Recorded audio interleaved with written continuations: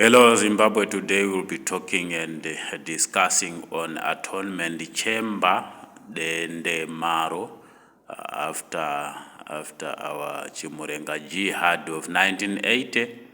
Chimurenga jihad is Afro-Asianic a cardinal war for independence. You remember our liberation struggle against political cult in Douglas Smith, and then our independence of 1980, and the Atonement Week from 1980 to 1987.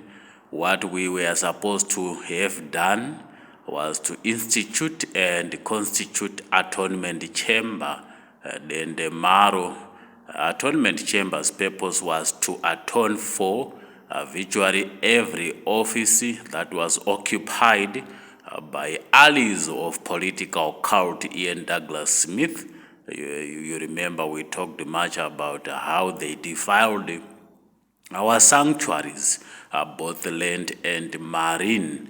So every office that was occupied by allies of political cult Ian Douglas Smith was supposed to be atoned for, which means our independence was supposed to go through some atonement process from 1980, the year we got our independence, our cardinal independence, to around 1987. Initially, two political parties joined to kickstart the process. They sat down and instituted a cardinal instrument that was promulgated as 1987 Unity Accord. That cardinal instrument had cardinal depictions and connotations which were supposed to be used as the atonement departure point. But what was not done was to constitute a special purpose vehicle in that regard, which means atonement special purpose vehicle. Again, 2020 was another cardinal year. This time we were promoted into a state and given another prophetic week from 2020 to 2027, which is current. And what we are supposed to do now is to atone for Zimbabwe as a country using 1980 independence, then Zimbabwe as a state using 2020, yet another cardinal year with Melchizedek or Melchizedek window being used as our leeway. So this is our atonement chamber.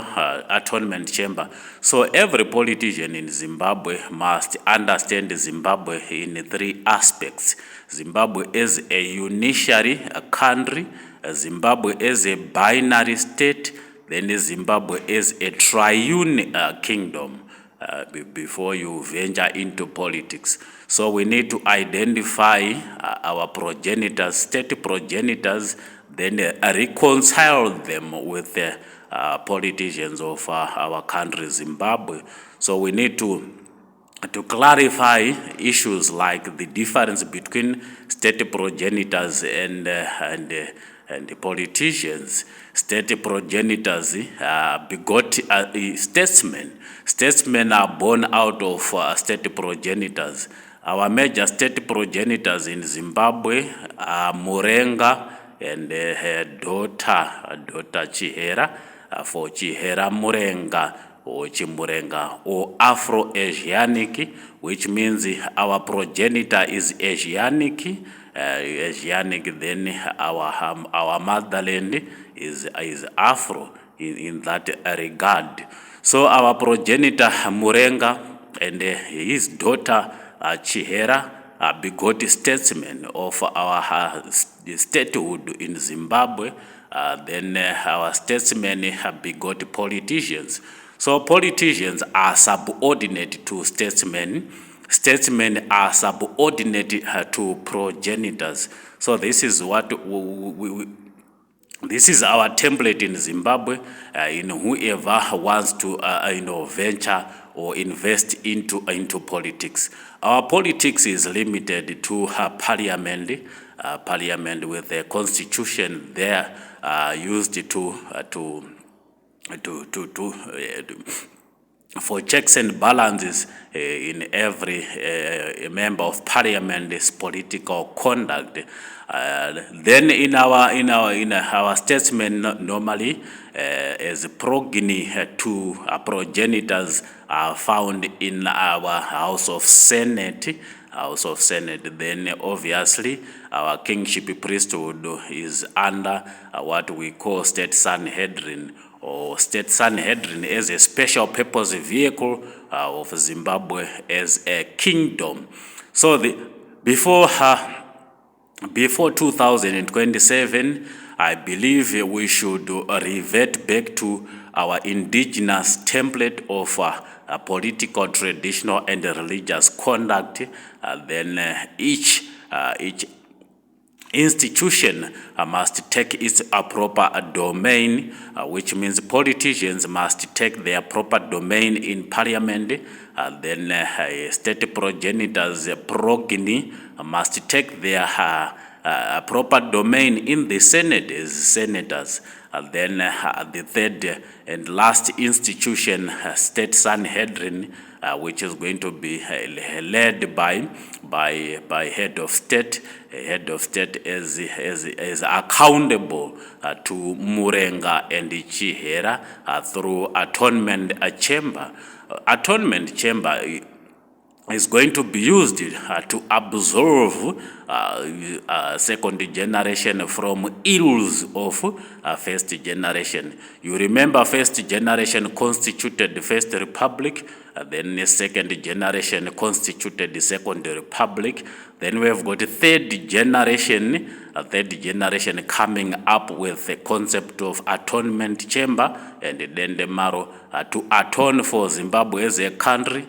In retrospect, in 1980 retrospect, then Zimbabwe as a state in 2020 retrospect, which is our current task and obligation before we then relegate politicians to their proper domain come 2028 elections, which I believe, if we use our indigenous political template from our social contract, I think we are going to be running a very successful. Elections come 2028.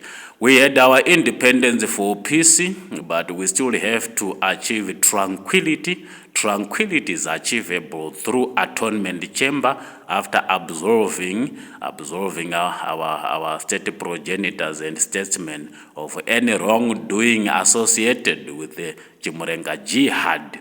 So atonement is all about atoning for virtually whatever that defiled us. Those allegations against each other, they are thing of the past with the Dendemaro. They shall be thing of the past with the Dendemaro or Atonement Chamber. This is it today.